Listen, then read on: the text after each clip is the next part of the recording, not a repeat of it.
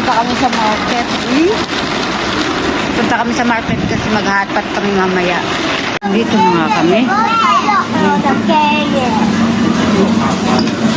Ay nga, dinaanan namin yung mga isda o iba't ibang klase ng seafood. Yan si Charlotte saka si Amo, sila yung taga-tulak, tapos ako naman yung taga-video. Si Charlotte kasi ayaw niya ibigay sa akin yung card, gusto niya siya yung magtulak. Ayan naman si Tengteng sumakay, tamad maglakad ba. Yan, sinakay ni Amo dyan para madali. At nung pumunta na nga kami dito, sabi ni Tengteng bumaba siya, kaya binaba ni Amo. Ayan siya. Dito na kami sa chocolate section. Ayan, daming mga chocolates pang regalo, pang Christmas. Pero hindi bumili si Amo para sa mga bata kasi may ubo at sipon sila. Ayan na nga siya, Tengteng yung taga-tulak.